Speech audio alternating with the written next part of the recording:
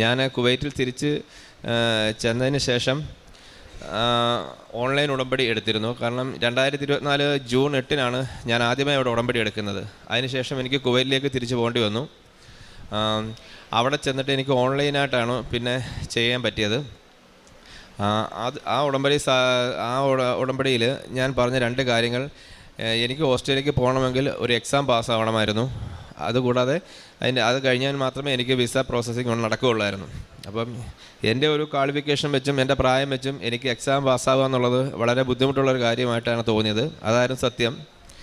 ഞാൻ ഇവിടെ നിന്ന് കൊണ്ടുപോയ ഉടമ്പടി ഉപ്പും എക്സാം ടേബിളിൽ ഇടുകയും എന്തും വരട്ടെ എന്നുള്ള രീതിയിൽ ഞാൻ എക്സാം എഴുതുകയായിരുന്നു.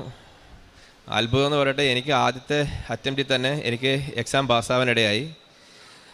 എൻ്റെ കൂടെയുള്ള സുഹൃത്തുക്കൾക്കെല്ലാം 3-4 പ്രാവശ്യം എഴുതിയിട്ടായിരുന്നു പാസ്സാവാൻ പറ്റിയത്. അവരെന്നെക്കാളും ടാലൻ്റ് ഉള്ളവരായിരുന്നു. എന്നിട്ടും അവർക്ക് 4 അറ്റംപ്റ്റ് വേണ്ടി വന്നു.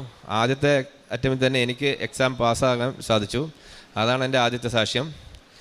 രണ്ടാമത് എനിക്ക് വിസ വരുന്നതിനുള്ള പ്രോസസ്സിംഗ് ആയിരുന്നു. അതിനൊരു വലിയ സ്കിൽ അസസ്മെൻ്റൊക്കെ ഉണ്ടായിരുന്നു. എനിക്ക് ഇംഗ്ലീഷ് അത്ര കാര്യമായൊന്നും അറിയുന്നില്ല.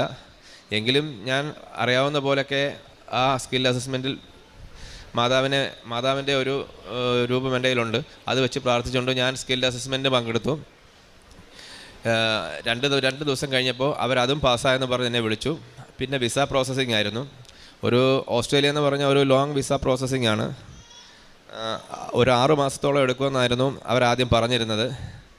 പക്ഷേ മാതാവിൻ്റെ ഈശോയുടെ അനുഗ്രഹത്താൽ പ്രതീക്ഷിച്ചതിലും 3 മാസം മുമ്പ് തന്നെ എൻ്റെ വിസ വരാനിടയായി. ഞാൻ 2 ദിവസം മുമ്പാണ് കുവൈറ്റിൽ നിന്ന് വന്നത്. ഞാൻ നവംബർ 10 മറ്റന്നാൾ ബുധനാഴ്ച ഓസ്ട്രേലിയക്ക് പോവുകയാണ്.